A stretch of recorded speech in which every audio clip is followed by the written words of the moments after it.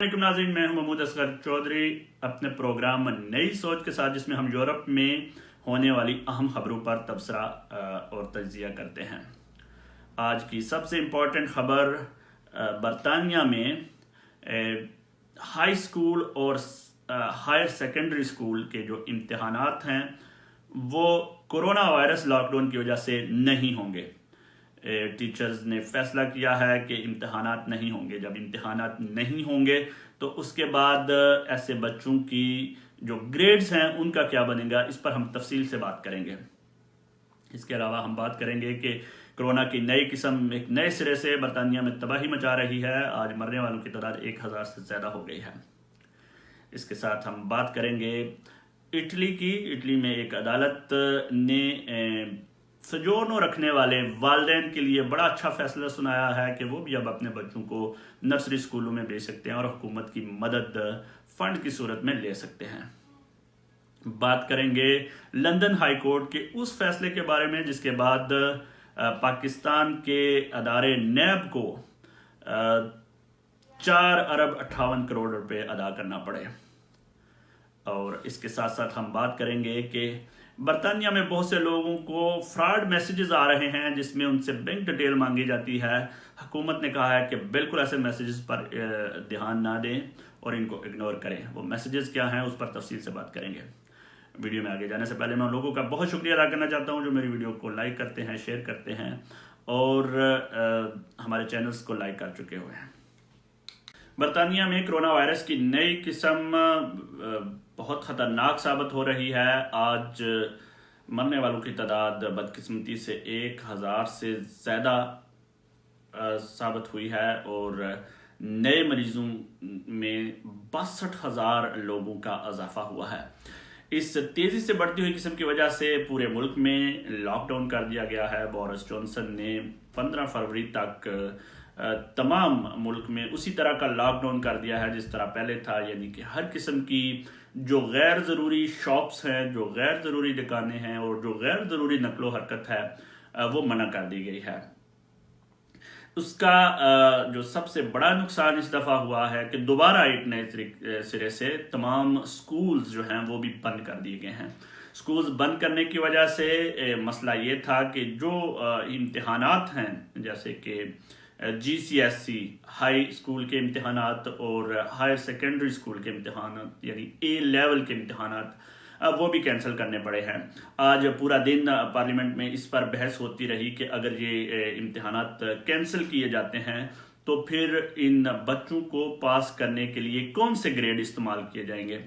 याद है कि पिछले साल भी एक बहुत बड़ा मसला बन गया था। जब इम्तहानात कैंसिल हुए थे तो ग्रेड कम दिए गए थे, जिसके बाद लोगों ने, तलबा ने केस किया था बरतानी हुकूमत पर और वो केस जीत भी गए थे। आज पार्लियामेंट में खिताब करते हुए सेक्रेटरी फॉर एजुकेशन का कहना था कि इस साल भी ग्रेड्स के लिए तरीकाकार जो अपनाया जाएगा उसके तहत जो क्लास के असातिज़ा हैं उनसे पूछा जाएगा, वो बताएंगे कि कौन से बच्चे ने कितने ग्रेड्स लिए हैं। जिस पर एक जानब तो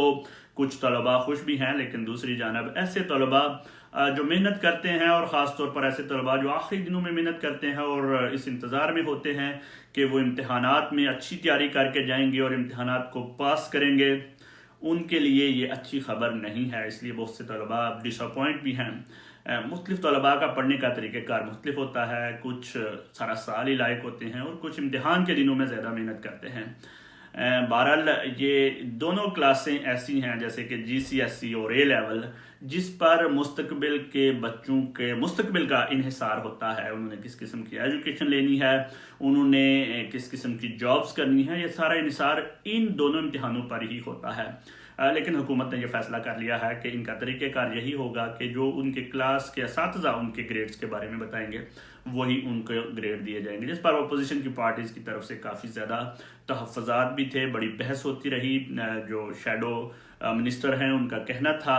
कि हुकूमत जो है वो कन्फ्यूजन पैदा कर रही है और ये तरीका ठीक नहीं है, जबकि वज़ीर मौसूफ का कहना था कि यही तरीका ठीक है, क्योंकि वो नंबर्स पर इन्हिसार करने की बजाय या फार्मूलाज पर इन्हिसार करने की बजाय बच्चों के असातिज़ा पर इन्हिसार करेंगे। اٹلی میں میلان کی ایک عدالت نے ایک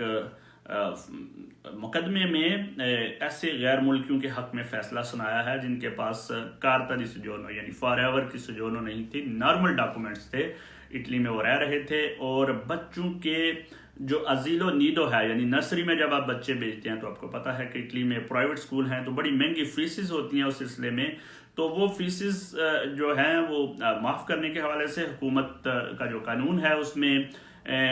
اٹالین شہریت رکھنے والوں کو مدد دی جاتی ہے، یا پھر جن کے پاس فار ایور کا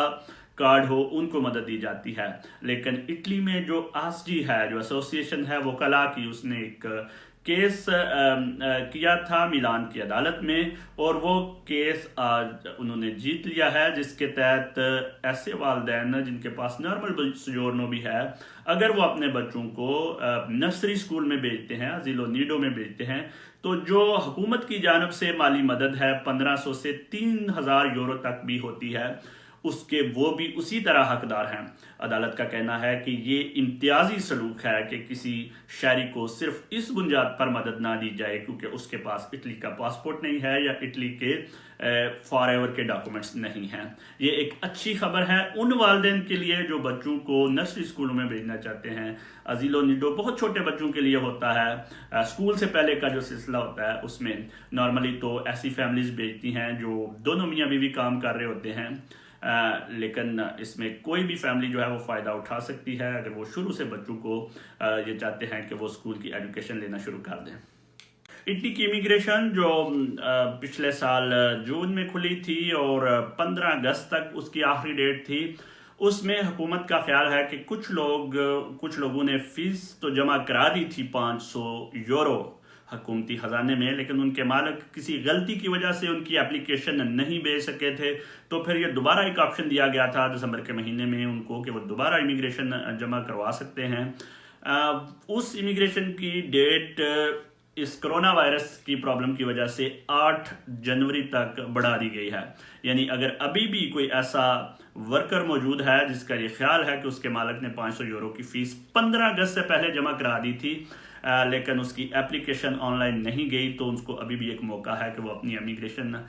جمع کروا سکتا ہے، اپنے مالک سے بات کرے اور 8 جنوری تک ابھی بھی اپنی اپلیکیشن بھیج سکتا ہے اور اٹلی کی امیگریشن سے فائدہ اٹھا سکتا ہے۔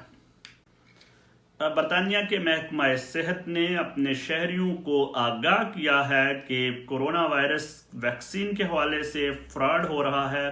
کچھ ویب سائٹس ہیں جو لوگوں کو ان کے نمبر پر میسج بھیجتی ہیں اور کہتی ہیں کہ آپ کی اپوائنٹمنٹ آ گئی ہے ویکسین لگوانے کے لیے، آپ یہ لنک کلک کریں اور اپنی اپوائنٹمنٹ جو ہے اس کو بک کروائیں۔ بہت سے لوگ اس جانسے میں آ جاتے ہیں اور جب وہ ویب سائٹ کھولتے ہیں تو وہ ویب سائٹ بہت خوبصورت ہوتی ہے اور بندے کو یقین ہو جاتا ہے کہ یہ واقعی محکمہ ہیلتھ کی ویب سائٹ ہوگی۔ اس کے بعد یہ ویب سائٹ لوگوں سے ان کے بینک ڈیٹیل مانگنا شروع کر دیتی ہے کہ جی پیسے جمع کروانے ہیں اور اپنا کارڈ کا نمبر دیں۔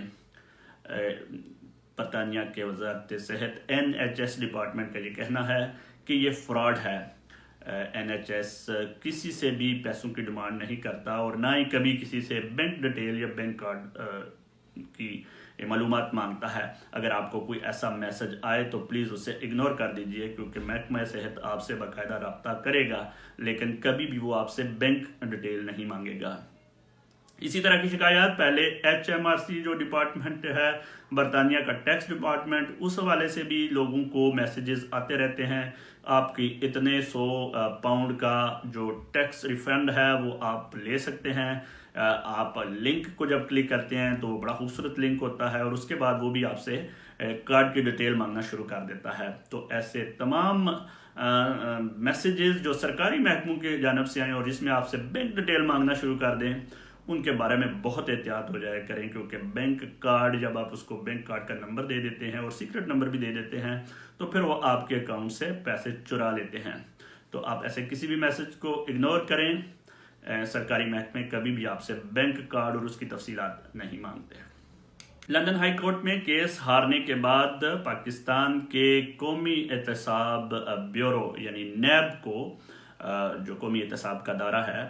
اس کو ایک فرم براڈ شیٹ نامی فرم کو 4 ارب 58 کروڑ روپے ادا کرنے پڑے ہیں. جی ہاں، 4 ارب 58 کروڑ روپے. یہ رقم پچھلے ہفتے کیس ہارنے کے بعد دینا پڑی ہے نیب کو. یہ معاہدہ تھا جو جنرل پرویز مشرف کے دور میں کیا گیا تھا. اس ادارے نے یعنی قومی احتساب ادارہ نیب نے ایک فرم کی مدد حاصل کی تھی جس کا نام ہے براڈ شیٹ کمپنی. اس کا مقصد یہ تھا کہ بیرون ملک پاکستانیوں کی جائیداد اور ان کے اثاثوں کا سراغ لگایا جائے،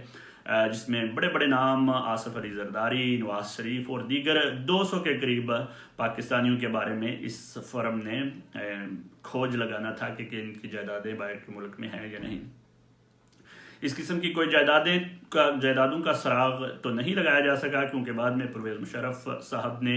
ان سیاستدانوں کے ساتھ معاہدہ کر لیا تھا اور NRO کے ذریعے یہ واپس آ گئے تھے، اور نیب کو ضرورت نہیں رہی تھی کہ وہ اس قسم کے کانٹریکٹ کو آگے لے کر چلتی، جس کے بعد اس براڈ شیٹ نامی فرم نے کیس کر دیا اس کے اوپر کہ آپ اس طرح ہم سے معاہدہ نہیں ختم کر سکتے.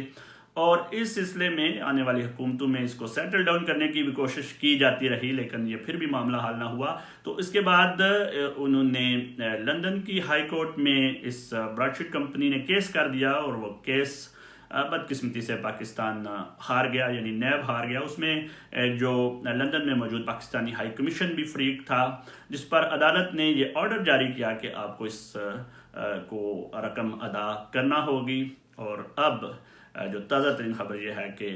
ان کو یونائٹڈ بینک لمیٹڈ کی آف پاکستان کی جانب سے رقم کی ادائیگی کر دی گئی ہے. یہ بڑی بدقسمتی کی بات ہے کہ ایک ایسا ادارہ جس کا کام یہ ہونا چاہیے تھا کہ وہ زیادہ سے زیادہ کرپٹ سیاستدانوں کا سراغ لگا کے پیسے اکٹھے کرتا اور حکومت کے فنڈ میں اضافہ کرتا، اس کی وجہ سے الٹا پاکستانی قوم کو یہ 4 ارب روپے کا نقصان اٹھانا پڑا.